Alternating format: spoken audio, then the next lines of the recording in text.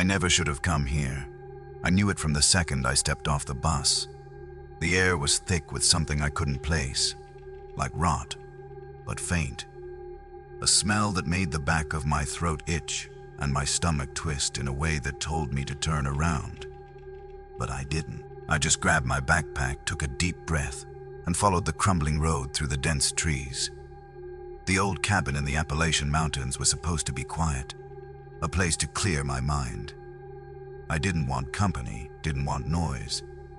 I thought the isolation would be the cure for what had been eating me alive for months, but instead, it's become the thing I fear most. The first night was still calm, still quiet. A few hours after I arrived, the sun dipped behind the mountains, leaving the cabin bathed in shadows. It was so quiet here that I could hear every creak of the wooden beams as I unpacked, every whisper of wind through the leaves. Even the birds had gone to bed early. It was unsettling. Then, around 2 a.m., I heard it. At first, I thought it was my mind playing tricks on me, a deer maybe, or a raccoon rummaging through the trash. But then it came again, a voice, soft, like someone calling from the woods. No, not calling, whispering. I froze. I'd heard enough about these mountains to know about the stories, the old tales. People around here didn't just go missing, they disappeared. Some say the woods took them. Others say it's the spirits of the land, angry and vengeful, that claim the souls of those foolish enough to trespass. I tried to push it from my mind, chalk it up to nothing. But then the whispering grew louder, closer. I stood at the cabin window, staring out into the blackness of the woods. The trees shifted, their branches moving like they were reaching out for me. I don't know how long I stood there, but eventually the voice stopped. That's when I heard something else, a tapping, soft, deliberate. It was coming from the front door. I stumbled back, my heart hammering in my chest. No one knew I was here. I hadn't seen another soul since I got off the bus, and the nearest town was miles away. Yet something was at my door. Slowly, I moved to the window, pulling the heavy curtain aside just enough to peer through the crack. There was nothing, no one, just the emptiness of the night stretching out in all directions. I convinced myself it was just a branch, maybe a shift in the wind. I had read somewhere that wind can play tricks on you when you're in a place this remote. How the trees and the shadows twist into shapes that aren't really there. I climbed into bed, pulling the thin blanket over my body, trying to ignore the unsettled feeling creeping up my spine. But sleep wouldn't come. Every little creak of the cabin seemed to echo in the silence. The next morning, I couldn't shake the feeling that something was wrong. I went outside to get some air, hoping the daylight would bring some clarity. But as soon as I stepped out of the cabin, the heavy quiet wrapped around me again. No birds, no insects, just the faint rustling of leaves in the breeze, like the woods were breathing. I tried to convince myself that I was just being paranoid, that the isolation was playing tricks on me. I found a trail that led deeper into the forest and decided to take a walk, hoping the exercise would clear my head. The air was thick with humidity, and the ground was soft beneath my boots. The deeper I went, the quieter it became, as if the world was slowly swallowing the sound. That's when I found it, a small clearing in the woods, overgrown with brambles and wildflowers. At first, I thought it was just another patch of forgotten land. But then I saw the stones, circular jagged rocks stacked in a crude ring at the center of the clearing. My heart skipped.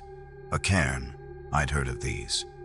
Old ancient structures meant to mark something important.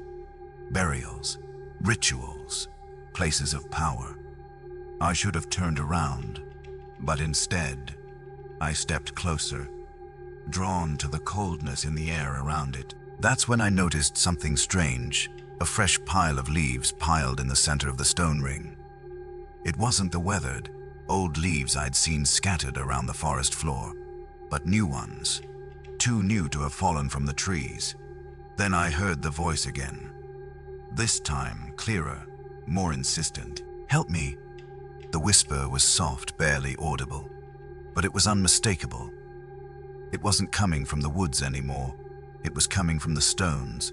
My blood ran cold, and I spun on my heels, running back the way I came. My heart was pounding in my chest, and I barely registered the branches slapping at my arms as I pushed through the underbrush. I couldn't get out of there fast enough. By the time I reached the cabin, I was out of breath, my legs trembling beneath me. I slammed the door shut behind me, leaning against it for a moment, trying to calm my racing heart. But the whispering, the voice, it was still there, faint but undeniable. It wasn't coming from the stones anymore. It was coming from the trees. I spent the rest of the day inside, the silence pressing against me from all sides. I couldn't stop thinking about the cairn, about the leaves, about the voice. Was it a person, a trap, or was it something else? Some lingering force in these woods, older than anything I could understand. By evening, I was convinced I wasn't alone. The sun set quickly, and with it, the temperature dropped. I went to bed, but I couldn't bring myself to sleep. The whispers were back, louder now. Not just a single voice, but several, almost like a conversation, though I couldn't make out the words. They were everywhere, on the wind, behind the walls, underneath the floorboards. I could hear them coming from the very wood of the cabin itself. I tried to ignore it, tried to convince myself it was just the wind. But every time I closed my eyes, the whispers grew closer, until it felt like they were right next to me. A voice in my ear calling my name, its breath hot on my neck. I couldn't take it anymore. I grabbed my flashlight, trembling as I pulled open the door, ready to leave. But as soon as I stepped outside, the world shifted. The forest wasn't right. The trees were darker than they should have been, their trunks twisting in unnatural ways. The air felt thick, like I was wading through something heavy, something suffocating. Then, I heard something that made my blood run cold. Footsteps. Behind me, heavy, deliberate. I spun around, but there was nothing there. The shadows were still, yet I couldn't shake the feeling of being watched.